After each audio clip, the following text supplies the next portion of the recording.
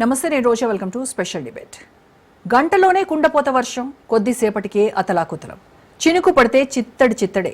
వానతో వణుకు పుట్టాల్సిందే. బస్తీలు, కాలనీలు మునిగిపోతున్నాయి. గ్రేటర్ హైదరాబాదీలు నరక యాతన పడుతున్నారు.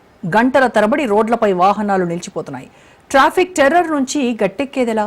వరద సమస్యకు చెక్ పడేదెప్పుడు? డ్రైనేజ్ వ్యవస్థ రీడిజైన్ చేసేదెప్పుడు? ఈ దుస్థితికి కారణమేంటి? ప్రజల అవస్థలు పడ్డానికి బాధ్యులెవరు? హైదరాబాద్ పై ఇవాల్టి స్పెషల్ ఫోకస్.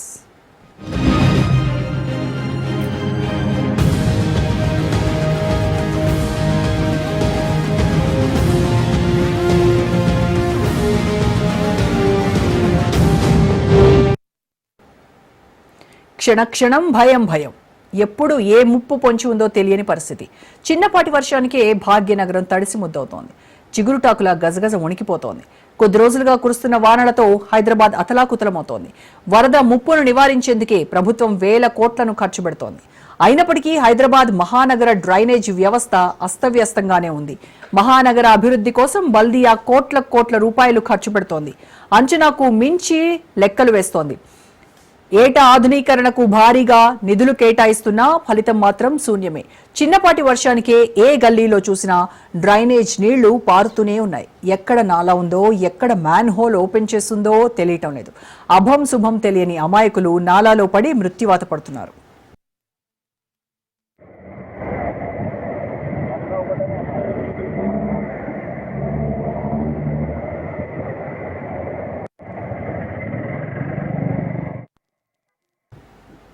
రోజంతా కురవాల్సిన వాన ఒక్క గంటలోనే పడుతోంది. గతంలో ఎన్నడూ లేని విధంగా కుండపోత కురుస్తోంది.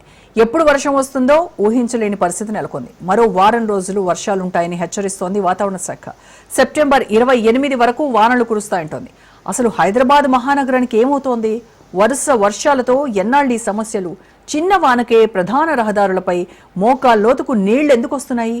డ్రైనేజ్ వ్యవస్థను మెరుగుపరచడంలో పాలకులు ఏం చేస్తున్నారు అనే ప్రశ్నలు సర్వత్రా వినిపిస్తున్నాయి. ఇలాంటి పరిస్థితుల్లో హైదరాబాద్ ఎంత సేఫ్ అనే సందేహాలు కూడా వ్యక్తమవుతున్నాయి.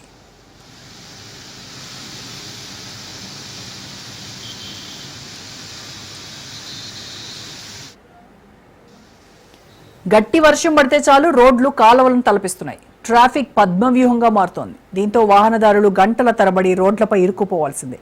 కిలోమీటర్ దూరం కూడా గంటల తరబడి క్యూ లైన్ కట్టాల్సి వస్తోంది. మాదాపూర్, గచ్చిబౌలి, పంజగుట్ట, సికింద్రాబాద్ ప్రాంతాల్లో ఫుల్ ట్రాఫిక్ జామ్ అవుతోంది. ఆఫీసుల నుంచి ఒకేసారి ఐటీ ఉద్యోగులంతా బయటకు రావడంతో వాహనాలు నిలిచిపోతున్నాయి. రోడ్లపై భారీగా వరద నీరు చేరటంతో వాహనాల రాకపోకలకు అంతరాయం కలుగుతోంది.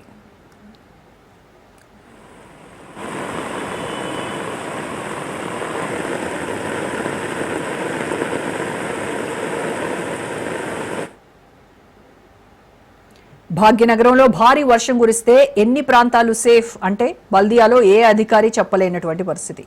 గ్రేటర్లో ఉన్న నాలాల్లో పూడికతీత పనులు అంతంత మాత్రంగానే కొనసాగుతున్నాయి. వర్షాల కారణంగా నాలాలు కొట్టుకుపోయిన సంఘటనలు అయితే కోకొల్లలు. చాలా ప్రాంతాల్లో ఇళ్లలోకి నీరు చేరి రోజుల తరబడి నిలిచిపోయాయి. వందలాది కాలనీలు నీట మునిగి బురదమయంగా మారాయి. అయినా పాలకులు గుణపాఠం నేర్చుకోవడం లేదు. సమస్యల పరిష్కారం కోసం చిత్తశుద్ధితో అడుగులు వేయడం లేదు.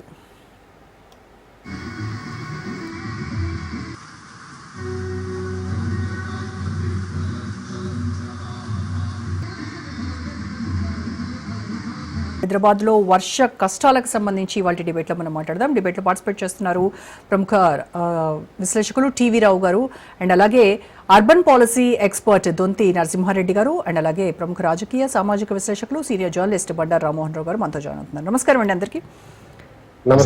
రైట్, ముందుగా నరసింహారెడ్డి గారు, ఏంటి హైదరాబాద్లో ఈ వర్షాలకు సంబంధించినటువంటి కష్టాలు కడతేరేటువంటి రోజు కనుచూపు మేరలో అయితే లేదు. ఎందుకంటే ఇవన్నీ గత పాలకులు, గత పాపాలు నుంచి వస్తున్నటువంటిది. ఇది ఈ పరంపర ఇలాగే కొనసాగుతుంది తప్ప దీనికంటూ ఒక కాంక్రీటెడ్ సొల్యూషన్ అనేది ఇప్పుడప్పుడైతే చాలా కష్టం అని చాలా మంది విశ్లేషకులు అంటూ ఉన్నారు.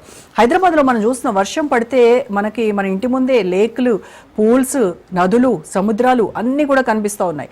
ఏంటి ఈ పాపం ఎప్పటిది, ఎవరిది అంటారు? పాపము అందరిది, మనది, పాలకులది, అందరిది. ఎందుకంటే గత 30 ఏళ్ళ నుంచి మనం చెప్తూ వస్తున్నా కూడా ముందే జాగ్రత్త పడండి అని చెప్పినా కూడా అప్పుడు కూడా ఎవరు పట్టించుకోలేదు. ప్రజలైతే ఆ వాళ్ళ దూరంలో వాళ్ళు ఉన్నారు. ఇప్పుడు 3 విషయాలు మనము ప్రస్తుత పరిస్థితికి ఒక 30-40 ఏళ్ళ దిశ ఏదైతే హైదరాబాద్ అభివృద్ధి జరిగిందో ఆ దిశ ప్రధానంగా కారణము. ఆ దిశను మార్చడానికి ఏ ముఖ్యమంత్రి గాని, ఏ మేయర్ గాని ఎవరు కూడా ఆలోచన చేయటం లేదు. ఇప్పటికీ కూడా ఇప్పటి పాలకులు కూడా ఆ దిశనే పోతున్నారు.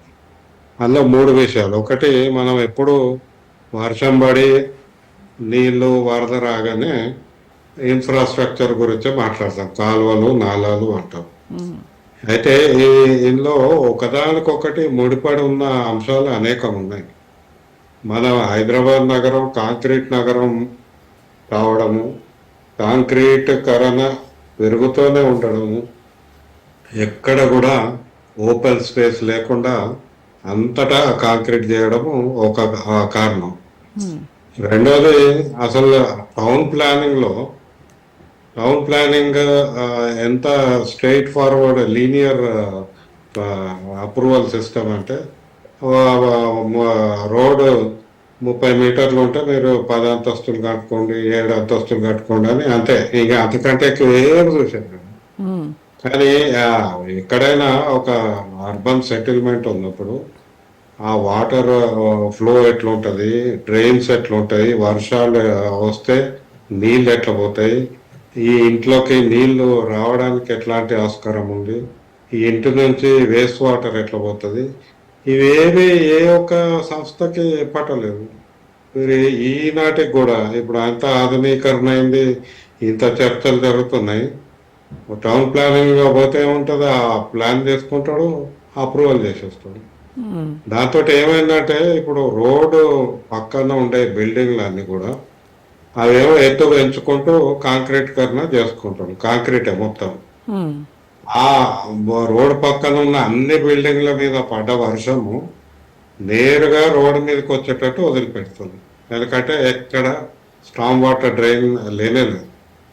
మీరు ఇందాక అన్నారు 1000 కోట్లు అంటే 1000 కోట్లు కాదు కదా, 10 కోట్లు కూడా పెట్టలేదు స్టామ్ వాటర్ డ్రైన్ మీద గత 40 ఏళ్ళు.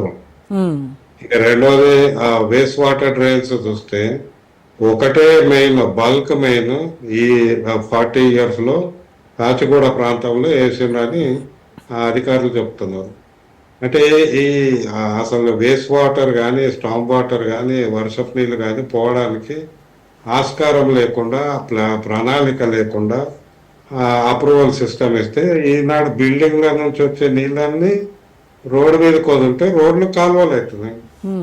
పోనీ దాన్ని యాక్సెప్ట్ చేసి, సరే ఇక అది ఇవన్నీ జరిగినాయి కాబట్టి రోడ్లను కాలువలు చేసుకున్నాం, వర్షం పడితే రోడ్డు కాలువ అయిపోతుంది అంటే కన్వర్షన్, ల్యాండ్ యూస్ కన్వర్షన్ ఎట్లుంటుందో ఈ ఇన్ఫ్రాస్ట్రక్చర్ కన్వర్షన్ కూడా యాక్సెప్ట్ చేయాలి. ఇప్పుడు తప్పదు. రోడ్డు మీదకి నీళ్ళు వస్తాయి, నీళ్లు రాకుండా ఉండే ప్రసక్తే లేదు. ఆ నీళ్ళని సరిగా పోయేటట్టన్నా కొన్ని ఎక్కడెక్కడ ఆగుతున్నాయో చూసి అక్కడన్నా కొంత ఇంజనీరింగ్ మెథడ్స్ వాడి నీళ్ళని ఇవాక్యుయేట్ చేయొచ్చు తొందరగా.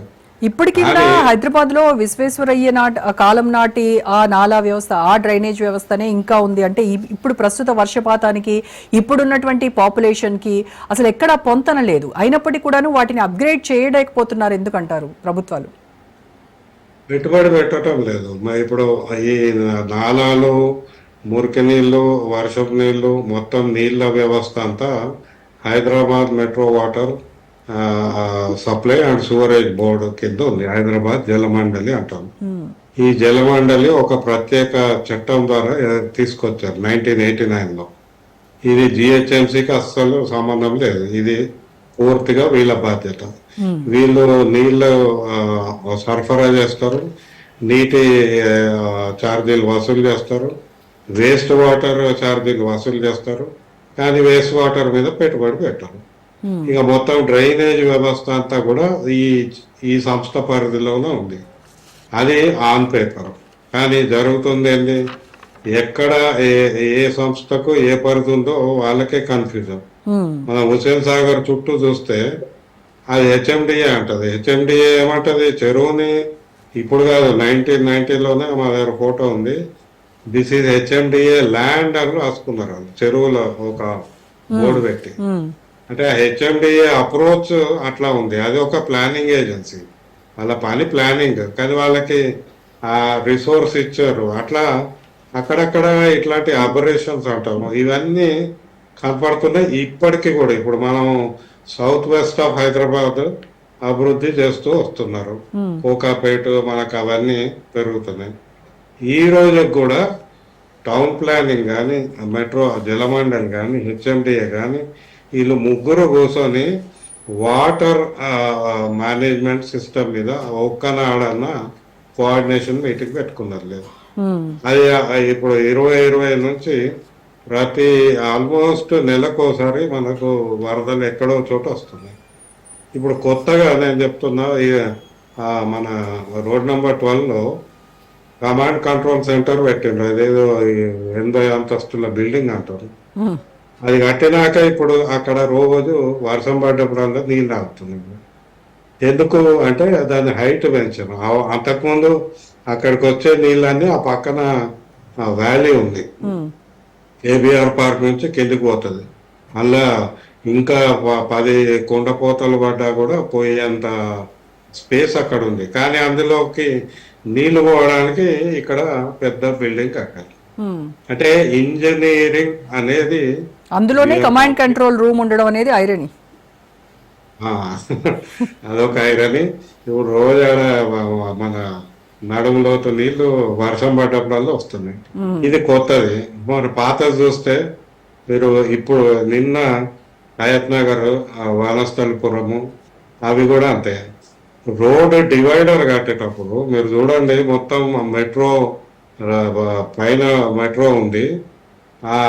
దాదాపు 60 కిలోమీటర్ల కింద రోడ్ డివైడర్ లెక్క ఒక కోట కూడా కట్టింది హెచ్ఎంఆర్. ఉమ్, ఆనాడే ఎందుకు కట్టిందంటే ఎవరు మా స్పష్టమైన సమాధానం లేదు. ఇప్పుడు నీళ్లు ఇటు నుంచి అటు పోవడానికి ఆస్కారం లేకుండా కోట కూడా కట్టింది. తెలివి ఉన్నాడు ఎవడైనా రోడ్ కడితే మధ్యలో రోడ్ డివైడర్ కడితే రోడ్డు కిందకి వెళ్ళి నీళ్లు పోవడానికి కింద పైపులు ఏమన్నా వేస్తాడు. ఎక్కడైతే లోతట్టు ప్రాంతాలు ఉంది. మీరు ఉప్పల్ స్టేషన్ కింద చూడండి, అది పెద్ద లారీ మునిగిపోయేంత నీళ్లు నిలుస్తాయి. అదే నాలా అక్కడ అటు నుంచి ఇటు నీళ్లు పోవడానికి ఈ రోడ్ డివైడర్, ఈ కోట కూడా అడ్డం ఉంది. పంజగుట్ట అంతే. పంజగుట్టలో ఈ పైనుంచి నీళ్ళన్నీ వస్తే అటుపక్క హుసేన్ సాగర్లోకి పోవాలి. ఉమ్, ఆడ కూడా మీకు ఆ కోట గోడ లెక్క కట్టి అసలు నీళ్లు పోవడానికి ఆస్కారం లేకుండా పెట్టింది. ఇంత తెలివి తక్కువ పనులు చేసుకుంటూ మళ్ళా వరదలు వస్తున్నాయంటే, ఇప్పుడు కొత్తగా మొన్న చెప్తారు ఇప్పుడు బ్రాహ్మణవాడి బేగంపేటలో ఉమ్, ఆడ గోడ కడితే ఎన్నడూ లేదో వాళ్ళకి. ఇప్పుడు ఈ సంవత్సరము రోజు వర్షం వచ్చినప్పుడల్లా మునిగిపోతుంటారు. ఉమ్, అంటే ఈ అసలు అర్బన్ ఫ్లడ్ మేనేజ్మెంట్ మీద 15 ఏళ్ల కిందటనే వర్క్ షాప్ పెట్టి మనం వాటర్ ఎక్కడెక్కడ పోవాలనేది మాట్లాడుతూ వస్తున్నాం. ఉమ్, జిహెచ్ఎంసి 2500 లొకేషన్స్ ఐడెంటిఫై చేసిండ్రు. సరే, దానికి శాశ్వతంగా మీరు చేసింది ఏంది? అమీర్పేట దగ్గర నీళ్ళు తెలిస్తే అది చెరువు. అది ఉమ్, అక్కడ మైత్రి వనము, ఆదిత్య హోమ్స్ ఇవన్నీ ఉన్నాయి, చెరువు. యా, మరి ఆడ నీళ్ళు వస్తాయి, ఎందుకంటే ఆ పై నుంచి అన్ని అక్కడికే రావాలి, సహజంగా వస్తాయి. అక్కడ ఏమి ఇంజనీరింగ్ మహిమ పెట్టి ఆడ నుంచి నీళ్లు తొందరగా పోయేటట్టు అన్న చేసిండ్రు? చేయలేదు. రెండు మూడు దశాబ్దాల క్రితం కనుక చూసుకుంటే ఒక సీజనల్ గా వెదర్ చేంజెస్ ఉండేవి. రైనీ సీజన్ అంటే పర్టికులర్ ఈ టైం టు ఈ టైము మనకి ఒక దానిపైన ఒక అవగాహన ఉండేది, దానికి తగ్గట్టుగా చర్యలు తీసుకోవడానికి ఒక ఈజీనెస్ ఉండేది. కానీ ఇప్పుడు అలా కాదు. అంటే ఎప్పుడు ఏమవుతుందో తెలియట్లేదు. కాసేపట్లో ఎండ, మరి కాసేపట్లో విపరీతమైన క్లౌడ్ బర్స్ట్, కుంభవృష్టి కురుస్తూ ఉంది, దీంతో ఫ్లాష్ ఫ్లడ్స్. దీనికి అసలు నేనేమంటా అంటే, మనము లావు ఎక్కుతున్నాము, బట్టలు పట్టట్లేదని బట్టలు ఎట్లా పెంచుకోవాలని మాట్లాడుతున్నాం. ఇంకా లావు ఎందుకు ఎక్కుతున్నాము అనేది చూస్తున్నాము. హైదరాబాద్ నగరంలో మీరు 5 సెంటీమీటర్లు 50 సెంటీమీటర్లు 1 సెంటీమీటర్ పడ్డా వరద వస్తుంది. ఎందుకు వస్తుంది? So are we planning for the maximum flood? Minimum flood లేదు, ఇక మాక్సిమం ఇంకెక్కడ. రైట్ రామ్మోహన్ రావు గారు మన రామ్మోహన్ రావు గారు, ఈ రీసెంట్ గా హైదరాబాద్ లో కురిసినటువంటి వర్షాలకైతే నిజంగా ఈ టోలీ చౌకి, షేక్పేట, ఈ ఫ్లైఓవర్స్ మీద కూడా నదులను తలపించేలాగా పొంగి పొరలుతూ ఉన్నాయి అని అంటే వాటి ఇంజనీరింగ్ వాళ్ళకి నిజంగా సెల్యూట్ చేయాల్సినటువంటి పరిస్థితి. ఎందుకు అసలు ఇంత లోపం అనేది ఎక్కడుందంటారు? ఇదివరకు చిన్నప్పుడు వర్షం వచ్చిందంటే పేపర్లతో బోట్స్ చేసుకొని అలా ఆడుకునేవాళ్ళు. ఇప్పుడు మా పిల్లలు అయితే జస్ట్ విజువల్స్ చూపిస్తే ఇవే పడవల్లాగా తేలుతున్నాయి. ఏంటి ఆటోలు కొట్టుకుపోతున్నాయి, బైకులు కొట్టుకుపోతున్నాయి, ఇలా తేలుతూ వెళ్తున్నాయి. ఇంత దుస్థితికి కారణం ఏంటి సార్? రోజా గారు, మీకు పెద్ద నర్సరెడ్డి గారికి, మిత్రుడు టీవీ రావు గారికి నమస్కారం. అట్లాగే రాజేష్ ప్రేక్షకులకు కూడా ఒక 5-6 నిమిషాలు నేను పరిష్కారాల వైపు పోతాను. సమస్య అందరికీ తెలుసు, ఏం సమస్య కనపడుతుంది. ఈ సమస్య వర్ణన కంటే పరిష్కారాల వైపు పోవడం నాకు మంచిదని నేను అనుకుంటున్నాను. ఒక విషయం చెప్తాను. ఇంతకు మీరు ఎవరిది పాపం అని నేను అడిగారు. నేను మధ్యన ఒక ఆర్టికల్ రాశాను. ఈ పాపం ఎవరిదంటే ప్రకృతి శాపం ఎప్పుడైనా ఉంటుంది. రోజా గారు, ప్రకృతి శాపం ఎప్పుడైనా ఉంటుంది. ప్రకృతిని మనం నియంత్రించలేం, అరికట్టలేము. కానీ మన మానవ తప్పిదం వల్ల ప్రకృతి కాలాలు మారుతుంటాయి, జరుగుతుంటాయి. కానీ ప్రకృతి శాపం కంటే పాలకుల పాపం పెద్దది, అంతకంటే ప్రజల స్వార్థం ఇంకా పెద్దది. ఏం కారణం అంటే, ఎవరి పాపం అంటే ప్రకృతి శాపం, పాలకుల పాపం, ప్రజల స్వార్థం. ఈ 3 కలిస్తేనే ఇవాళ వరదలకు కారణం. మన హైదరాబాద్ చుట్టే తిరుగుతున్నాం, 1 కోటి మంది జనాభా ఉంటుంది కనుక. అనంతపురంలో వరదలు వచ్చినాయి పోయిన 2 సంవత్సరాల క్రితం, చూసినాం కదా. కరువు ప్రాంతం ఇంకొచ్చింది. వరంగల్లో ధనవంతుల ఇళ్లు కూడా మునిగిపోయినాయని ఒక వార్త వచ్చింది. అన్న నీరు పల్లె మెరుగు, నిజం దేవుడు ఎరువు నాకు తెలియదు, దేవుడి సంగతి తెలియదు నాకు, కానీ నీరు మాత్రం పల్లె మెరుగుతుంది. ప్రత్యక్ష ప్రమాణం కనపడుతుంది నాకు ఇక్కడ. నీరు పల్లె మెరుగన్నప్పుడు వాడి చెరువులో ఇల్లు కట్టుకున్న ఇల్లు మునిగిందంటే ఎవడి బాధ్యత? కట్టుకున్న వాడి బాధ్యత కాదా? ఇవాళ చూడండి, టౌన్ ప్లానింగ్ అవినీతి చూస్తే అవినీతి మొత్తం పాములు బయటపడుతున్నాయి కదా. పరుపుల కింద డబ్బులే, ఇంట్లో డబ్బులే, బీరువాల డబ్బులే, బాత్రూమ్ డబ్బులే పట్టుకుంటే ఏసీబీ వాళ్ళు పోయిన సంవత్సరం కంటే అమ్మా దీనికి వచ్చి అవుట్ ఆఫ్ ది బాక్స్ ఆలోచించాలి. ఎంతసేపు పర్యావరణం అంటే పర్యావరణ రక్షణకు మనం ఏం చేస్తున్నామో తెలియదు కూడా మాట్లాడుతున్నాం. నేను స్పష్టంగా చెప్తున్నాను. ఐశ్వర్య గారు చాలా మంచి మిత్రుడు. వారు నేను కలిసి పట్టణ చెరువులో అయితే గ్రీన్ పీస్ సంస్థతో కలిసి పనిచేస్తే మొత్తం అంతా చెరువు మన ఫార్మాస్యూటికల్ మందుల కంపెనీలు దట్టలు ముందుకుంటూ పోయినాం. అదే మీరు నీళ్లు పాడు చేస్తున్నారు, మన నక్క వాళ్ళు నాశనం చేస్తున్నారు. నేను ఉమ్మడి మెదక్ జిల్లాకు సంబంధించిన వాడిని పాడు చేస్తున్నాను. ఆగిందా? లంచాలు తీసుకొని చేస్తున్నారా? స్థానిక ప్రజాప్రతినిధుల నుంచి నేను చెప్తున్నానమ్మా, ఇది కేవలం పాలకుల పాపం. ఎందుకంటున్నానంటే గ్రామ వార్డు మెంబర్, సర్పంచ్ నుంచి మొదలుకొని మున్సిపాలిటీ కౌన్సిలర్ నుంచి పోతే అందరూ లంచాలు తీసుకుంటాం, అనుమతులు ఇస్తున్నాం. దానికి తగ్గట్టుగా దోచి వాడేమో పెడుతున్నాడు, వీళ్ళకి 10 వాటల్లో వచ్చేస్తున్నాడు. పాపం పాలకులది కాదా? ప్రజల స్వార్థమే చెప్తాను. 40 ఫీట్ల రోడ్డు ఉంటుంది, దానిలో ఇటు పక్క అటు పక్క పడి 2 ర్యాంపులు నిర్మిస్తారు. ఇది చేసిన తర్వాత దానికి మంచిగా ఏం చేస్తే గోడ మాత్రం వాడి ఇంటి మందం కట్టించుకుంటాడు, వాడికి 1 ఇంచు కూడా విడిచిపెట్టాడు. ఆ 3 ఫీట్లేమో చెట్లు పెట్టడానికి మళ్ళీ ఒక గోడ కడతాడు. ఆ తర్వాత ఇంకా అయితే ఏమైంది, 40 ఫీట్ల రోడ్ 20 ఫీట్ల కట్టింది. అదేమో ఎత్తులో కడతారు. గతంలో సంస్థ మనకి సెల్లార్స్ కట్టేవాళ్ళు, ఇప్పుడు సెల్లార్స్ అనుమతిస్తలేరు. 86 జీవో వచ్చినాక, ఇద్దరికి తెలుసు, 86 జీవో చాలా రోజుల క్రితం 90s లో వచ్చింది. ఆ జీవో వచ్చినాక ఇప్పుడు సెల్లార్లకు అనుమతిస్తలేరు. కింద కాలు ఆపడానికి వీళ్ళే పైన కట్టాలి. అట్లాగే 86 జీవో ప్రకారము చుట్టూ పైన 18 ఫీట్ల చుట్టూ విడిచిపెట్టాలి బిల్డింగ్ కడితే. ఇంతకుముందు అన్నారు కదా, దానికి పద్ధతి ఉంది. 500 ఫీట్ల 500 గజాల చదరపు మీటర్లు 500 చదరపు మీటర్ల జాగా ఉంటే 5 అంతస్తులకు అనుమతిస్తారు. పెంట్ హౌస్ చేస్తున్నాడు కదా, దానికి ఎవరైతే అనుమతి ఉన్నది. ఇవన్నీ ఎట్లా ఉన్నాయంటే, నేను ఈ ముగ్గురి పాపం ఎట్లా జరుగుతుందని చెప్తాను. రెండోది కూడా చెప్తాను. మేము చింతల బస్తీలో, నేను రావు గారు అప్పుడప్పుడు అక్కడ మేము మీటింగ్ పెట్టేవాడు. చింతల బస్తీ చెప్తాం ఉదాహరణ. నడుములో నీళ్ళు వస్తాయి చింతల బస్తీలో, జస్ట్ ఒక 100 మీటర్లు ఇటు శాతం కాలేజీ ముందు నుంచి అవుతుంది దాకా. ఎందుకంటే ఎప్పుడు మేము నడుచుకుంటూ పోయేవాడు, నీళ్ళలో పడిపోయేవాళ్ళు, చుట్టూ తిరిగిపోవాలి. మా ఇల్లు అక్కడ రెంట్కి ఇచ్చేవాడు, రెంట్కుండేవాడిని అప్పుడు. ఇప్పటికీ అదే పరిస్థితి. చింతల బస్తీలో తుమ్మల బస్తీ మునిగిపోతే చింతల బస్తీ మునిగిపోతుంది. మీరు పంజాగుట్ట మోడల్ హౌస్ దగ్గర చూస్తున్నాం కదా ఏం జరుగుతుందో. హైదరాబాద్ ఒకటే కాదు, వరంగల్, హైదరాబాద్ అర్బన్ ఫ్లడ్స్. నేను ఏమంటున్నాను, అసలు సంగతి ఏంటంటే అర్బన్ ఫ్లడ్స్ అని ఈ మధ్యన కొత్త మాట ఏం కాదు, 10-15 ఏళ్ళ నుంచి వస్తుంది. కాంక్రీట్ అరణ్యాలు నిర్మించుకొని అర్బన్ ఫ్లడ్స్ కారణం అవుతున్నాం అంటున్నాం, వితౌట్ ప్లానింగ్. నేను స్పష్టంగా చెప్తున్నాను, నేను వార్డు మెంబర్ గా, సర్పంచ్ గా, మండల ప్రైవేట్ గా గ్రామాల్లో పనిచేసిన వాడిని, అర్బన్ ప్లానింగ్ గురించి తెలిసిన వాడిని. 2 మాట్లాడుతున్నాను. ఒకటేమో గ్రామాలలో కూడా మాస్టర్ ప్లాన్ అని చేసేవాడు గతంలో. ఎవరు చేస్తున్నాడు మాస్టర్ ప్లాన్? మున్సిపాలిటీలో లేదు, జిహెచ్ఎంసీ అంతకంటే లేదు కదా. ఒకనాడు మోక్షగుండం విశ్వేశ్వరయ్య జ్ఞాపకం చేస్తారు కదా మీరు. ఇవాళ ఓల్డ్ సిటీలో వరదలు వస్తలేవు, బంజారా హిల్స్ వస్తున్నాయి, జూబిలీ హిల్స్ వస్తున్నాయి. ఎందుకు వస్తున్నాయి అంటే మనం పైపులు వేసేటమ్మా, మనం ఎప్పుడు కూడా నీళ్లు ఎక్కువ పెరిగినప్పుడు పైపు లైన్ పెంచాలి కదా. ఇది సామాన్య సూత్రం. మనము పైనుంచి వచ్చే నీళ్ళు కింద పట్టాలంటే ఇప్పుడు వాగు మన వంకలు చూస్తాం కదా, మనం నదువు చూస్తాం కదా, మన గోదావరి నది పుట్టిన దగ్గర ఎంత వెడల్పు ఉన్నది, మన రాజమండ్రి దగ్గర ఎంత వెడల్పు ఉన్నది, కృష్ణా నది పుట్టిన చోట ఎట్లున్నది, మనకు ప్రకాశం బ్యారేజ్ దగ్గర ఎంత ఉన్నది చూస్తాం కదా. అట్లా నేను నీళ్లు కలిసిన కొద్ది వెడల్పు జరగాలి. అది లేదు కదా. మోక్షగుండం విశ్వేశ్వరయ్య అంతకుముందు లియాఖత్ అలీ గారు మన తెలంగాణ ఇంజనీర్ ఉండేవాడు, ఇంజనీరింగ్ చీఫ్ నిజాం ప్రభుత్వంలో. వాళ్ళు చేసినేమో ఇవాళ బ్రహ్మాండంగా ఉన్నాయి, మన వాళ్ళు చేసిందేమో చదువుకోక ముందు కాకరకాయ అనేవాడు, చదువుకునే కీకరకాయ అంటున్నా. నేను దీనికి ఇక్కడ ఈ సమస్య అందరికి తెలిసిందే, నేను పరిష్కారాలు చెప్తాను. మొట్టమొదటిది ఏంటంటే పాలకుల పాపం పోవాలంటే ఖచ్చితంగా అవినీతి రహితంగా ఉండాలి మున్సిపాలిటీ కానీ, అంటే పారదర్శకత జవాబుదారితనం ఉండాలి. పర్మిషన్ ఎవరికి ఎందుకు ఇస్తున్నారు, ఎట్లా ఇస్తున్నారు ఏం తెలియదు కదా. కాదు కావాలో నేను హైదరాబాద్ దాడులు చేసి మొత్తం పేదల ఇల్లు కొట్టుకోబట్టి ఇల్లు కట్టేదాకా కళ్ళు మూసుకొని కూర్చున్నారా? ఇల్లు కట్టిన తర్వాత కరెంట్ కనెక్షన్ ఇచ్చినోడు ఎవడు, నీళ్లు కనెక్షన్ ఇచ్చినోడు ఎవడు? ఇవాళ పేదలకు నష్టపోతున్నారు. అంటే అర్థం ఫస్ట్ టైం అందరు లంచాలు తీసుకుని అందరు పంచుకుంటారు. దానికి 270 ఎకరాల ప్రభుత్వ భూమిని కబ్జా చేసి ఇల్లు కట్టేసిన 10 లక్షలు కమ్మేషన్ అంటే ఈ ప్రభుత్వం గుడ్డికూర పళ్ళు తగ్గుతుందా? ఇవాళ వీళ్ళే కాదు, ఈ ప్రభుత్వం అంటే ఇవాళ కాంగ్రెస్ కాదు, అంతకుముందు బీఆర్ఎస్ కావచ్చు, అంతకుముందు మన కాంగ్రెస్ కావచ్చు, సమైక్య ఆంధ్రప్రదేశ్ లో కావచ్చు, ఉమ్మడి ఆంధ్రప్రదేశ్ లో కావచ్చు. చూసాం కదా మనం, అధికారులు లంచాలు తీసుకుంటున్నారంటే ఆవు గట్టన వేస్తే దూడ, ఆవు చేల వేస్తే దూడ గట్టన వేయదు కదా. ఇది జరుగుతుంది. అదే రాజకీయ నాయకులు దాన్ని అధికారులు నేర్పుతారు. నేను సర్పంచ్ ఉన్నప్పుడు ఒక మాట అన్నాను, ఒక ఆయన మాకు ఈవో వచ్చిండు, ఆయన పేరు చెప్పాను, ఇప్పటికీ బతికే ఉన్నాడు. రామారావు గారు నా పంచాయతీ మేజర్ పంచాయతీ, 2 ఏళ్ళు నేను 3 ఏళ్ళు ఉంటానండి, మీరు కళ్ళు మూసుకోండి, మీ కూకటి బలిలో ప్లాట్ ఇస్తాను. 1 సంవత్సరం ఉంటుంటే ప్లాట్ ఇస్తాను, 2 సంవత్సరాలు కళ్ళు మూసుకుంటే ఇల్లు ఇస్తాను. బుద్ధి లేదా? నేను ఈ ఊళ్ళో ఉంటాను, ఈ ఊళ్ళో ప్రజలతో మధ్య నేను ఉండేది, నువ్వు పోతావు నాయన, నువ్వు వెళ్ళిపో, నా దగ్గర సాగా అంటే ట్రాన్స్ఫర్ చేసుకుని 6 నెలలు వెళ్ళిపోయి. అధికారులు నేర్పుతున్నారు.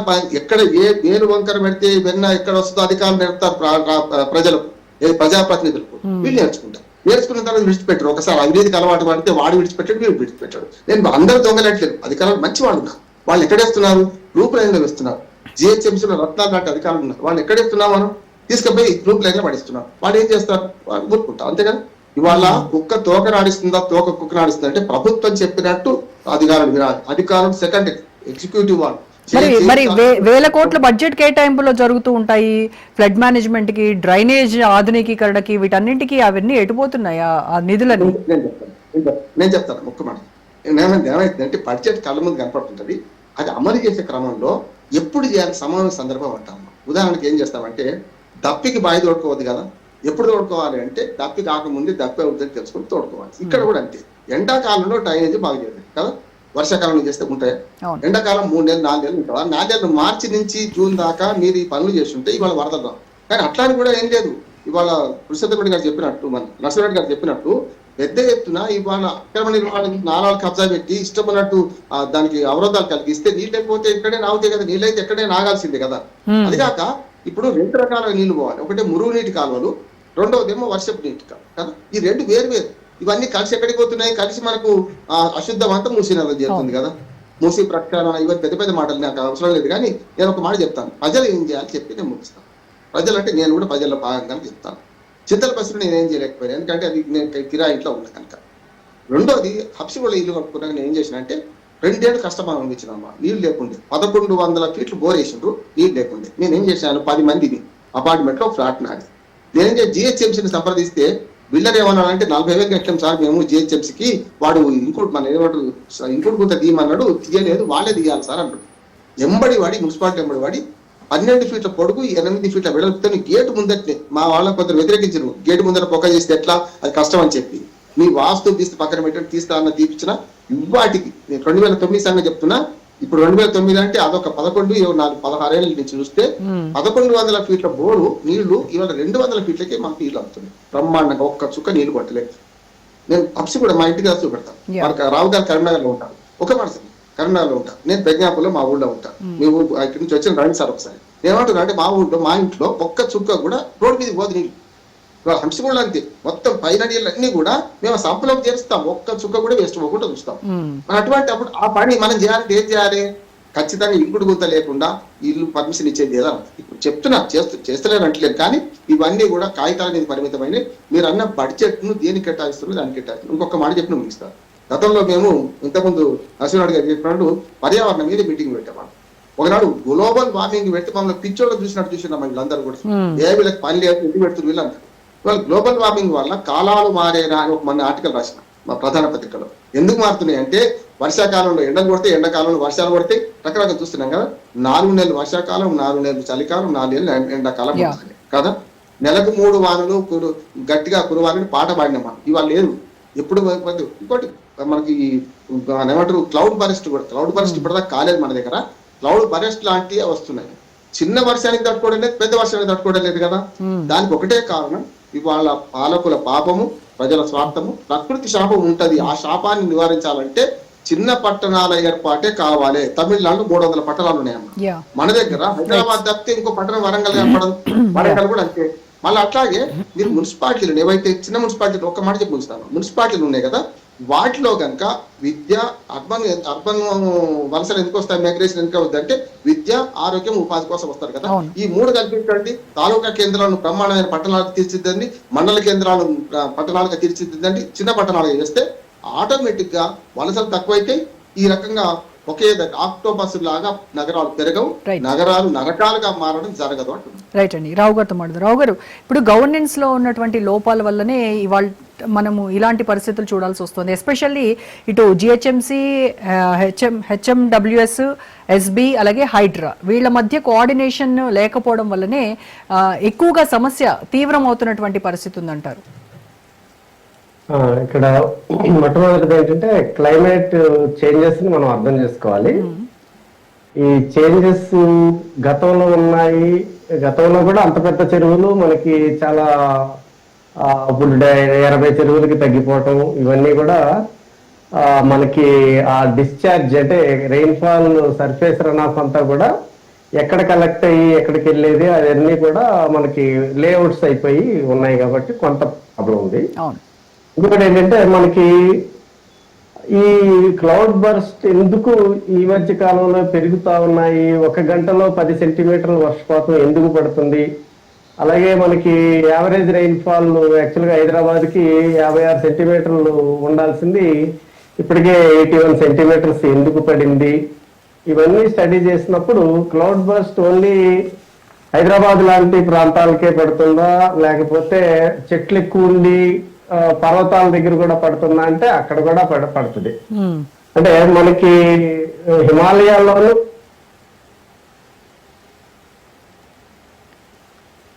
సిగ్నల్ వీక్ ఉన్నట్టుంది రావు గారు, డేటా వీక్ ఉంది సార్ మీది. రైట్ అండి. సో నరసింహారెడ్డి గారు, ఇప్పుడు డ్రైనేజ్ క్లాగింగ్ అనేది దీంట్లో మెయిన్ ఏంటంటే గార్బేజ్ డంపింగ్ అనేది కూడా ఒకటి.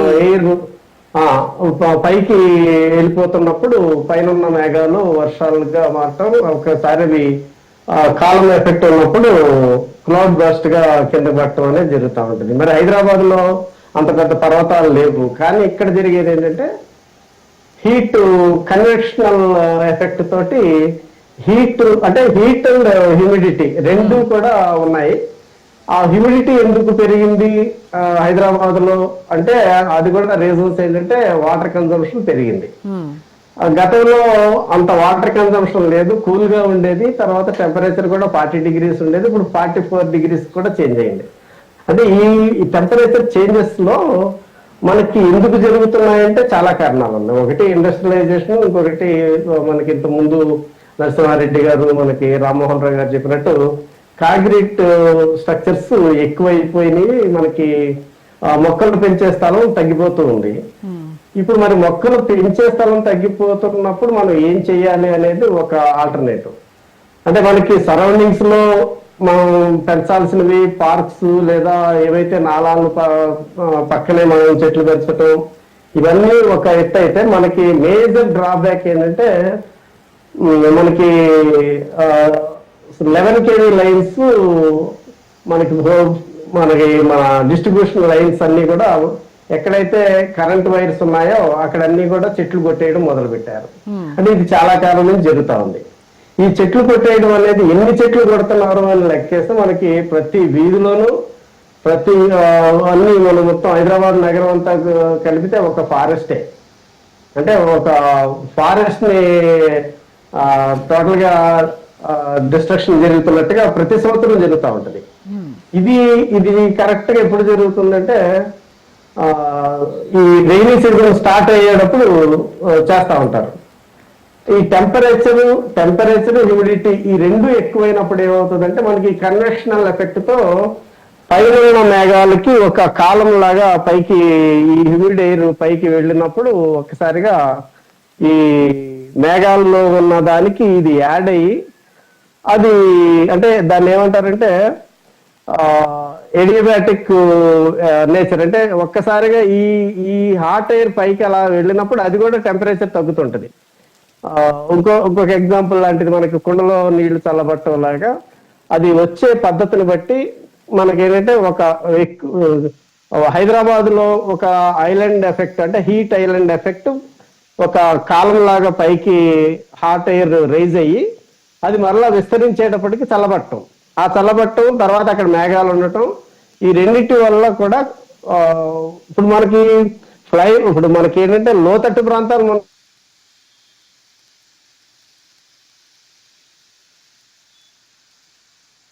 వస్తుంది, మీ వీడియో కూడా రావట్లేదు, కొంచెం అది టెక్నికల్ ఇష్యూ ఉంది. పీసీఆర్ వాళ్ళు మీతో కోఆర్డినేట్ చేస్తారు. నేను ఈలోగా నరసింహారెడ్డి గారితో ఇంటరాక్ట్ అవుతాను.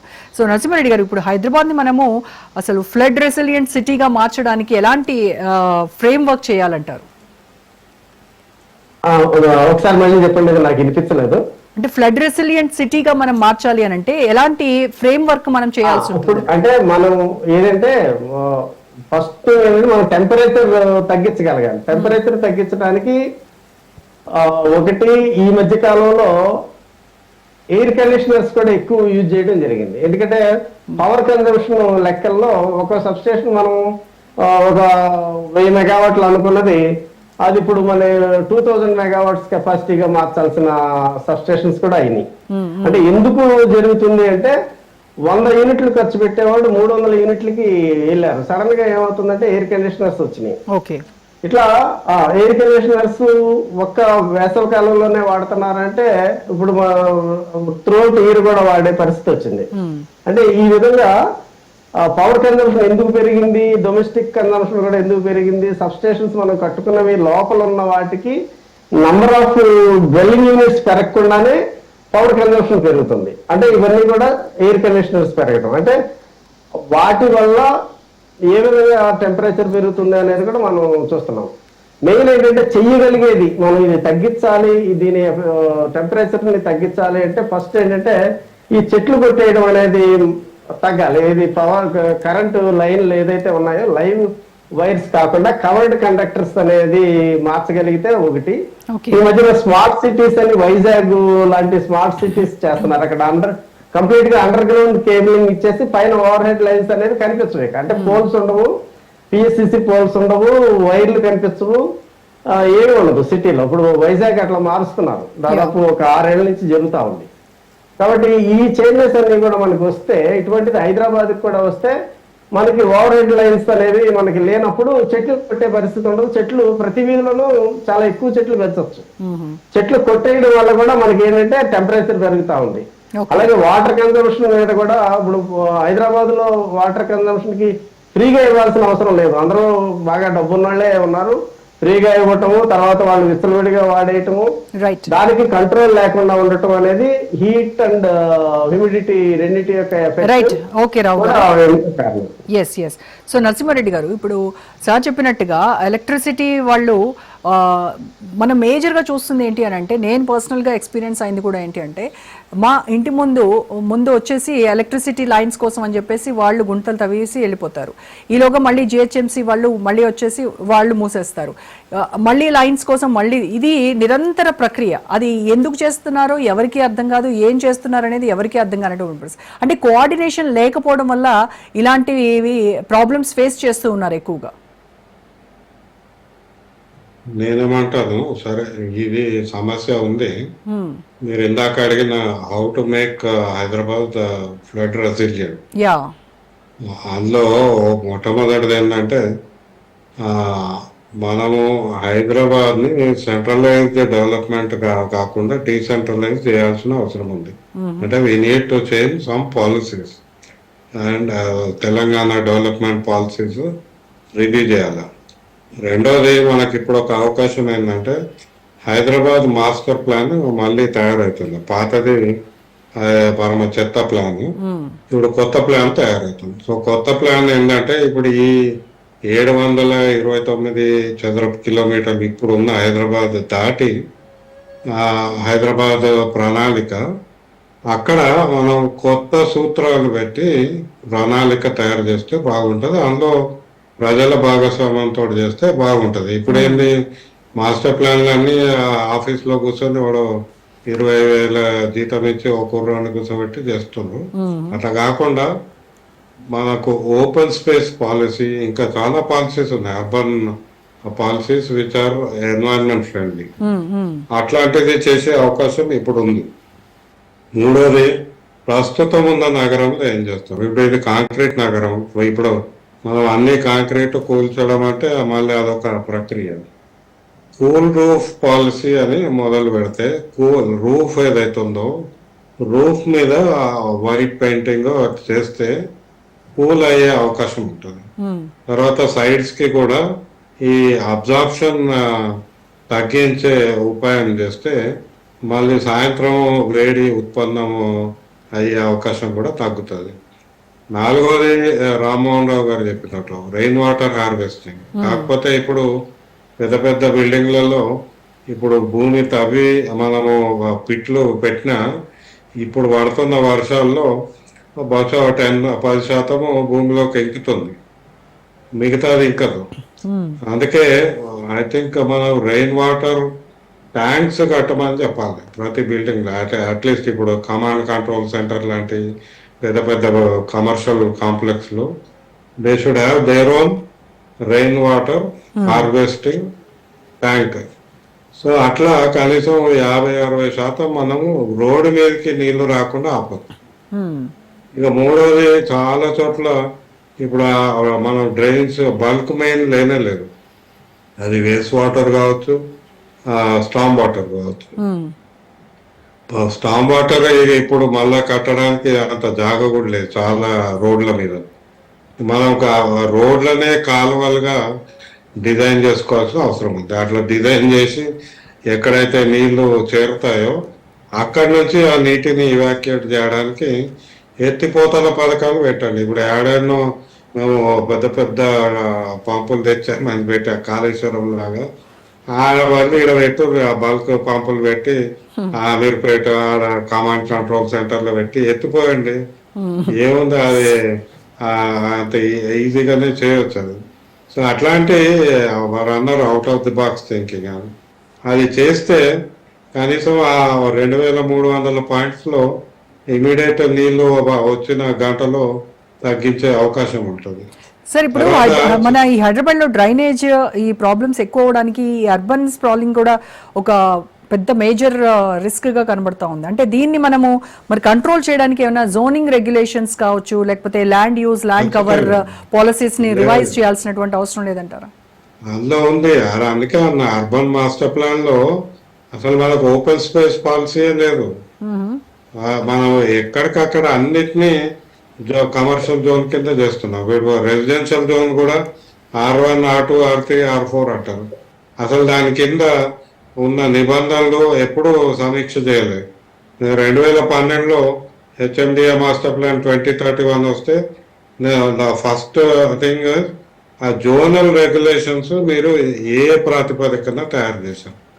తర్వాత డిఫరెంట్ జోన్స్, వాటర్ జోన్ అనేది లేనే లేదు. ఇప్పుడు మనకు చెరువులు అనేకం ఉన్నాయి, నాలాలు ఉన్నాయి.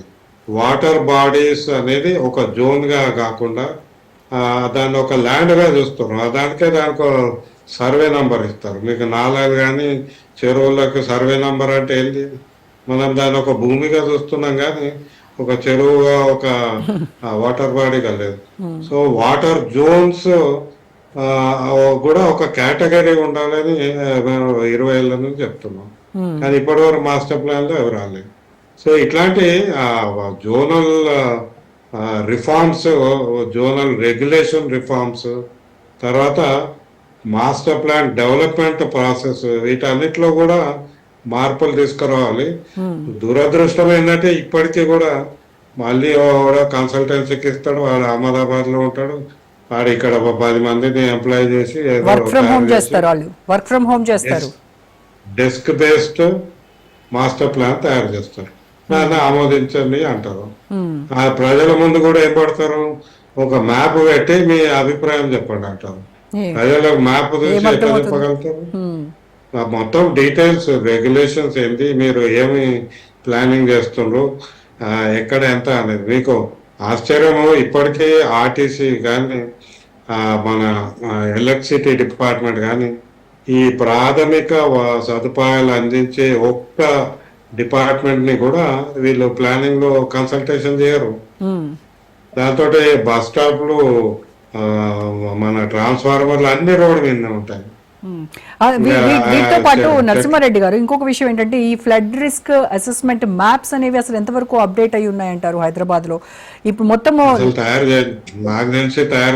చేయలేదు. లోవింగ్ ఏరియాస్ లో వాటిని గుర్తించడానికి అసలు ఏం చేస్తారంటారు?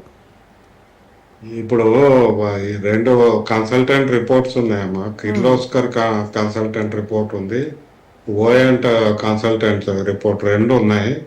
ఈ 2 ముందట పెట్టుకుంటే ప్రస్తుత నగరం ఏదైతే ఉందో దీంట్లో ఎక్కడెక్కడ లోపాలు ఉన్నాయో తెలుసుకోవడం పెద్ద కష్టమేం కాదు. ఎందుకంటే దాన్ని వెరీ గుడ్ జాబ్ ఆ 2 కన్సల్టెంట్ ఫర్మ్స్. కానీ రాజకీయంగా పెట్టుబడి పెట్టాలా లేదా, అది డిస్ప్లేస్మెంట్ ఉంటుంది, ఇంకోటి అది క్యాపిటల్ ఇన్వెస్ట్మెంట్ పెద్దగా కనపడట్లేదు. మీకు ఇప్పటికీ SRDP మొదలు పెట్టిండ్రు, SNDP స్ట్రాటజిక్ నాలా డెవలప్మెంట్ ప్రోగ్రామ్ మొదలు పెట్టినాక అప్పుడే 300 కోట్ల పథకం అన్నారు. ఇప్పుడు నిన్న మొన్న పేపర్లో వచ్చింది, ఇప్పటికీ దాంట్లో 5 కోట్లు కూడా ఖర్చు పెట్టలేదు. సో ఈ అసలు నాలాలు, వేస్ట్ వాటర్, డ్రైనేజ్ మీద పెట్టుబడి 10 కోట్లలో కూడా లేదు.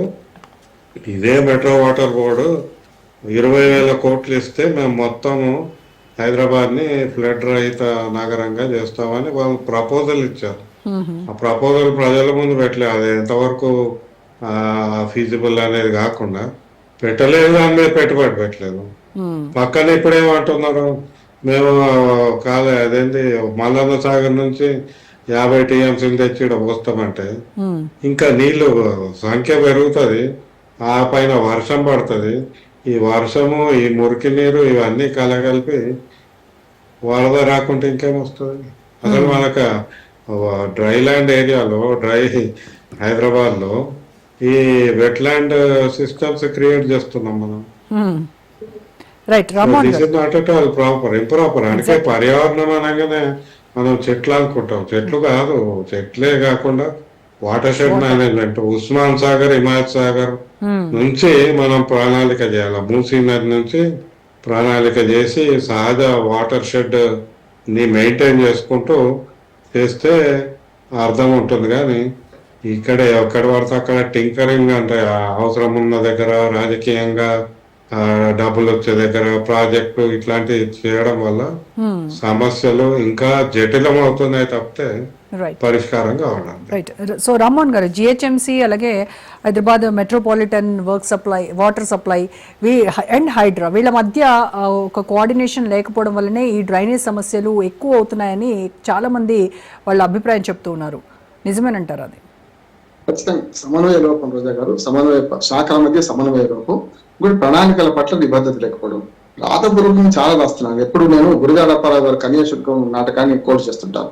ఇప్పుడు మనము శాస్త్రం చెప్తే మంత్రాలకు సిద్ధకాలు రావడం అన్ని ఉన్నాయి, మనందరూ తెలుసు. రావు గారు, నరసింహరెడ్డి గారు చెప్పిన అన్ని ఉన్నాయి, రూల్స్ లో ఉన్నాయి. కానీ ఒక్కటి అమలు అయిపోలేదు. దానికి అవినీతి, పాలకుల అవినీతి కారణం, అధికారుల దుర్మార్గం కారణం అంటున్నాను. దీన్ని పోవాలంటే ఏం చేయాలంటే ట్రాన్స్పరెన్సీ, అకౌంటబిలిటీ పెంచాలి. ఇప్పుడు ఒక నష్టం జరిగింది కాగానే సంబంధిత అధికారులకి కింది వాడిని బాధ్యం చేస్తున్నారు కదా. ఇప్పుడు టౌన్ ప్లానింగ్ ఆఫీసర్ సరిగ్గా పని చేయకపోతే ఇల్లు కట్టిన హైదరాబాద్ గుర్తు చేసుకొస్తుంది. వీడి పని వీళ్ళు, వాటి పని వాడి చేసుకుంటే ఏం లాభం? లేదా నేను ఊడిపోతుంటాయి కదా. కనుక కట్టేటప్పుడే ఈ చర్య తీసుకున్నప్పుడు నేను మొదటి నుంచి హైదరాబాద్ విషయంలో నేను ఒకటే అంటున్నాను, ఆనాడు పర్మిషన్ ఇచ్చిన అధికారులందరూ రిటైర్ అయినా సరే వాళ్ళని ఉరిదీసుడు కాదు, వాళ్ళ బాధ్యతలు చేయాలంటున్నాను. ఎందుకు చేస్తలేరు? ఇప్పటికి 4 అధికారుల గురించి చర్య తీసుకున్నారు. మిగతా వాళ్ళ సంగతి ఏం చెప్పండి? పాలకులు కూడా దూరదృష్టితో ఉంటే ఒక మాట చెప్తాను నేను.